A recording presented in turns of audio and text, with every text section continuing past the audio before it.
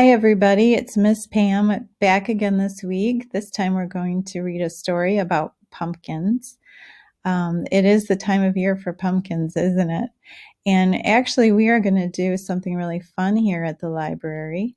We are going to have a pumpkin decorating contest. So you can find some information about that on our Facebook page and also on our website. We're going to have some 10 free pumpkins to the first 10 that come and want to take it home to decorate. And then you can bring those back in and share, and we'll have a contest to see who people think has the best decorated pumpkin. So to get more information, look on our website.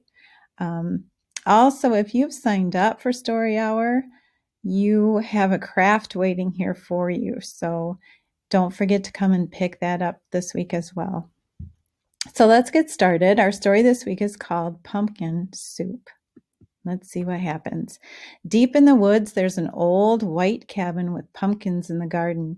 There's a good smell of soup, and at night with luck, you might see a bagpiping cat through the window, and a squirrel with a banjo, and a small singing duck. Pumpkin soup, the best you ever tasted. Made by the cat, who slices up the pumpkin, made by the squirrel, who stirs in the water, and by the duck, who scoops up a pipkin of salt and tips in just enough. They slurp their soup and play their song, then pop off to bed in a quilt stitched together by the cat, embroidered by the squirrel, and filled with fine feathers from the duck. And it's peaceful in the old white cabin. Everyone has his own job to do. Everyone is so happy, or so it seems.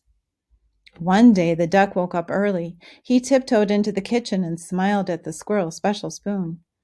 "Wouldn't it be fine," he murmured, "if I could be the head cook?" He drew up a stool, hopped on top, and reached until his beak just touched the tip of the spoon. Kerplunk! Down it clattered. Then the duck trotted back to the bedroom, held up the spoon, and said, "Today it's my turn to stir the soup." "That's mine," squeaked the squirrel. "Stirring's my job. Give that back." "You're much too small," snapped the cat. "We'll cook the way we always have."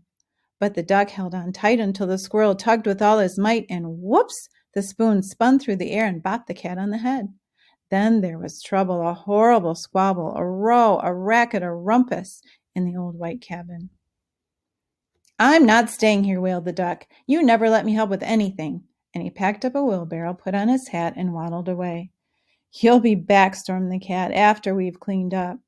And the squirrel shook his spoon in the air, but the duck didn't come back, not for breakfast, not even for lunch. "I'll find him," scoffed the cat. "He'll be hiding outside. I bet he's in the pumpkin patch." But the duck wasn't in the pumpkin patch. They couldn't find him anywhere. So they waited all that long afternoon. The cat watched the door. The squirrel paced the floor. "That duck will be sorry when he comes home," they muttered. But the duck didn't come home, not even at soup time. The soup wasn't tasty. They made it too salty. They didn't feel hungry anyway. They both sobbed over supper, and their tears dripped into the soup and made it even saltier. "We should have let him stir the soup," sniffed the squirrel. "He was only trying to help," wept the cat. "Let's go out and look for him." The cat and the squirrel were scared as they wandered down the path in the dark, dark woods. They feared for the duck, all alone with the trees and the foxes and the wolves and the witches and the bears, but they couldn't find him. On and on they trudged until they reached the edge of a steep, steep cliff. "Maybe he fell down that," wailed the cat. "I'll save him," squeaked the squirrel, and he scrambled down on a long, shaky rope. He searched all around on the ground, but he couldn't find the duck. Then the cat whispered in a sad little voice, "Duck might have found some better friends." "He might," sighed the squirrel, "friends who let him help." And the more they thought about it, as they plodded back, the more they were sure they were right.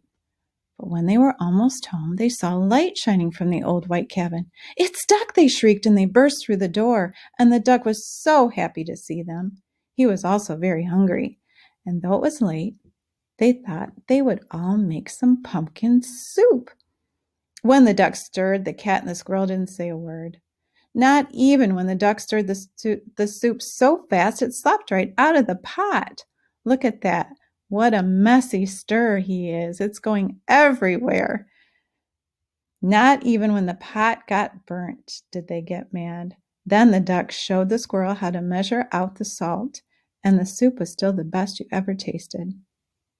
So once again, it was peaceful in the old white cabin until the duck said, I think I'll play the bagpipes now. Do you remember who played the bagpipes? I don't think it was Duck. I think it was the cat. And there they go, fighting all over again. That's the end of our story. But I think that they are good enough friends that they're going to make up, don't you? Okay, well, thanks for coming back this week. I hope you have a great week, and please stop in and see us and pick up your pumpkin craft.